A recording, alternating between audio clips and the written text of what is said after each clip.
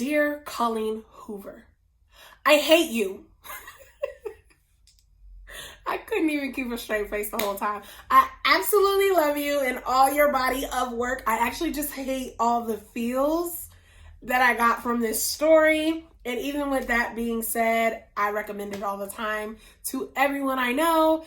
If you are new here, welcome to The Lost and Found. My name is Belle, and as always, a good read awaits you. Now, today's video is actually my book review on Colleen Hoover, It Ends With Us. But before we jump into that, I just want to say two things. One, I'm in the process of losing my voice. Bear with me. My voice is going in and out. And two, you'll see me looking over here from time to time at my whiteboard because I just want to stay on topic with the bullet points I have outlined. Now, on to the book review. As I said, I am obsessed with this book. This book has been in my #1 spot for contemporary romance recommendations from the day it dropped. I recommend it to anyone that ever asked me about contemporary romance. I can't even imagine another book taking the spot from this book. I just really can't fathom it. And we'll get into why, but in short, I'm going to say because it is the most epic love story I have ever read. The most epic romance I have ever read. Okay, I honestly think it's gonna be the most epic romance you will ever read. So if you haven't read it, listen to what I'm about to say and then run somewhere, Barnes and Noble, somewhere, and get it. Okay, now let's start with the synopsis of the book. So this book revolves around a character by the name of Lily. We follow Lily from her youth, where she befriends a homeless kid by the name of Atlas. They have a little bit of a relationship, but Atlas moves away once he turns 18 because he goes to the military. Now, before Atlas left, her and Atlas had already decided everything is better in Boston. So as soon as Lily can, she has always dreamed of moving to Boston, and so she does. She goes to Boston and meets the handsome Dr. Ryle and starts a relationship with him, and it is about their love story, their journey of love, and their romance. Now, at some point, Atlas does come back into the picture, and Lily has to make some tough decisions, but it is not a romance triangle, okay? Next would be my rating. I rate in 2 parts. So the overall romance on a scale of 1 to 5 hearts, definitely giving 5, top tier. The actual sex and steaminess, the relationship between the two characters, I would give it a 3 as far as the sex and the smuttiness of it all, and I'm okay with that. I'm okay with saying it was a 3 on my scale because I read a lot of dark romance, mafia romance, whip chains, BDSM, dom, submissive. I read a lot of kinky, okay? So I'm okay with saying this was a 3 on my scale of 1 to 5 hearts, and that's fine because the book wasn't about the sex. It wasn't a smutty read, and it didn't revolve around the sex. The actual romance is what really matters here, so I'm okay with saying that. Next, I am going to jump into the spoiler section. So if you've been intrigued and you're wanting to read this book, go get it now. Go get it from somewhere. Barnes & Noble, Audible, I don't know, some book box. Go get it. It is an amazing book. If you have already read it, let's jump into the spoilers. So for me, I just want to talk about who my favorite characters were. My favorite character was obviously Lily because the book is written from her point of view. So I'm living life with her and I am her, essentially. Secondly, my second favorite character was her best friend, Eliza. I just really love Eliza for so many reasons. One, we will get into in just a moment, but in general, Eliza is someone who feels like, what can I bring to this situation or this relationship? So her having people for everything, being a millionaire, not needing to work and still working just to help out Lily, and then forming a bond over that was so beautiful to me. Next, my favorite parts of the story. So I definitely want to say I was highly intrigued by the fact that when Lily was going through her struggles with Ryle, and she asked him to give her some space and time so she could make a decision about whether or not she wanted to continue the relationship with him, she did not tell Eliza. She was scared that Eliza was going to ask her to stay with her brother, and she was scared that she would stay if she was asked. Well, Elisa finally figures out something's going on with them, and Elisa's like, okay, tell me right now what's going on with you and my brother. I know something's up. Tell me right now, right this second. And so Lily does. But when Lily is about to tell her, Lily says, in the book it says, so I tell her, Elisa, have a seat because I know this is going to hurt her almost as much as it hurts me. And I was in tears. I was in tears by then because I'm just like, oh my gosh, yes, it's going to hurt her. But more importantly, with Lily going through all of this and finding herself and figuring out life and getting her footing and having to make all these tough choices alone, she is still worried about how her best friend will take this. And that was beautiful.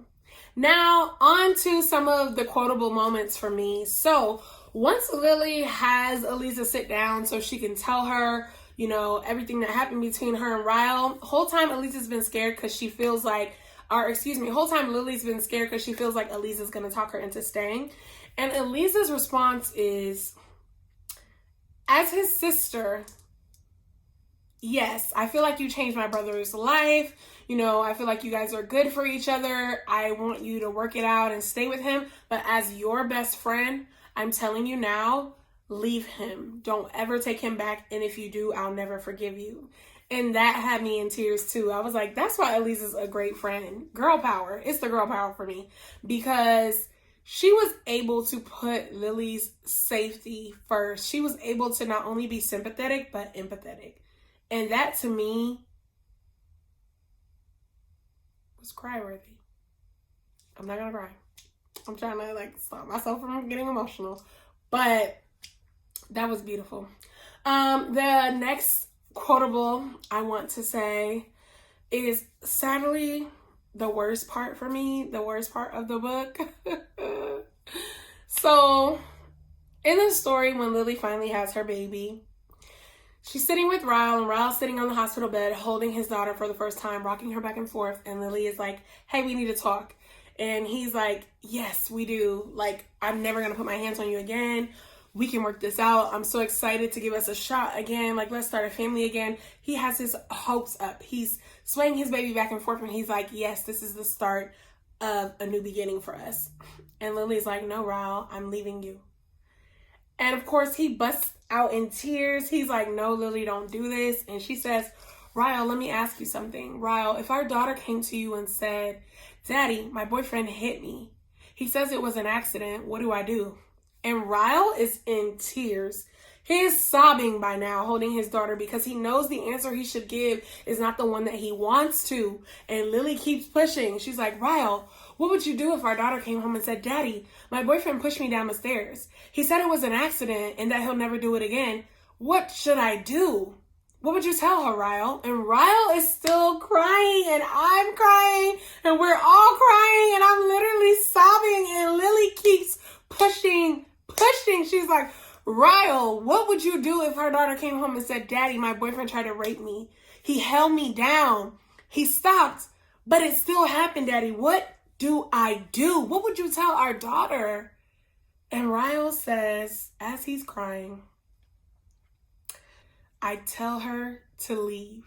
I beg her to go, and I tell her she's worth so much more. And he knows in that moment that it's over. And it was one of the hardest things for me, because as always, I'm going to tell you whether or not I lost or found myself in each read. And in this book, I found myself. I found myself rooting for this man, saying, no, Lily, stay. He said he's never going to do it again. But don't they always say they're never going to do it again? Like, I literally found myself in tears and so upset. I'm like, you have a kid. Don't do it. Don't do this. And in reality, it was exactly what needed to happen. And I knew in that moment, once I got to the end of the book, I knew in that moment, we thought we were done, but we have some inner work to do, baby. Because although this is a fiction story, and what we're hoping for in romances is obviously not always what we will accept in life, me having experienced some toxic relationships, I found myself asking, like, if this was real life, what would I do? And I was still making the same choices, these hypothetical choices. And it's just like, I thought I worked through this. Like, no, baby, no, run it back. We got to do the work. We got to do the inner work. Let's go do the inner work, because that was a humbling experience for me. It was an eye-opening experience. Like I said, I found myself. And honestly, one other quotable I want to give before I get to the author's notes. So when Lily was scared to tell her mother everything that happened between her and Ryle, because she grew up watching her mother be mistreated by her father. And therefore she was scared her mother was going to tell her to stay, because her mother never left. And I love her mother's response, and that is why I have this quotable as well.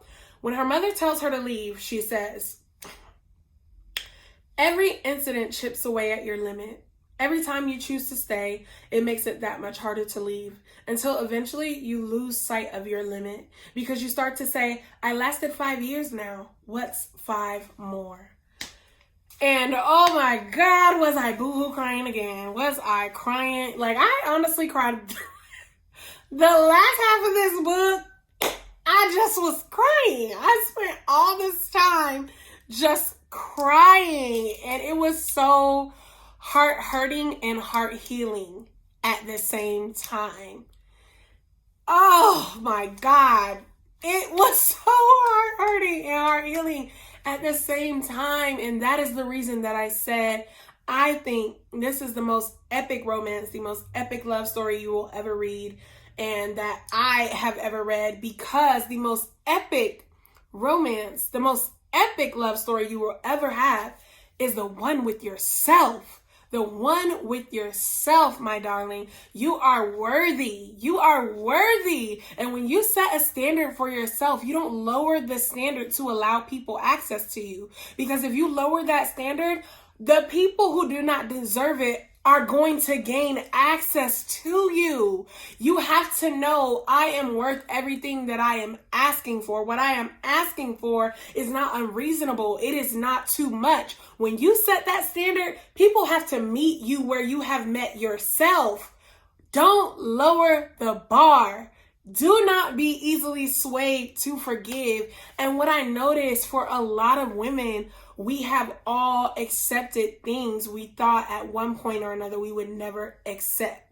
And in some cases, we have accepted them more than once.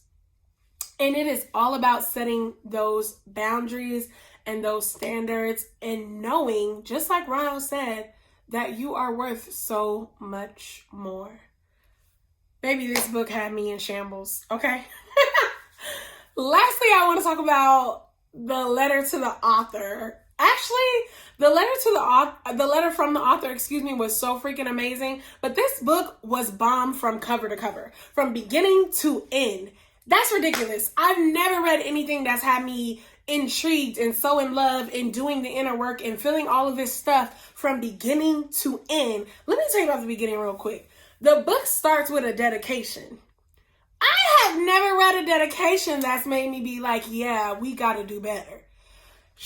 Her dedication in this book said, "To my mother who tried her best to make sure we never saw my father at his worst, and to my father who tried his very best not to be his worst."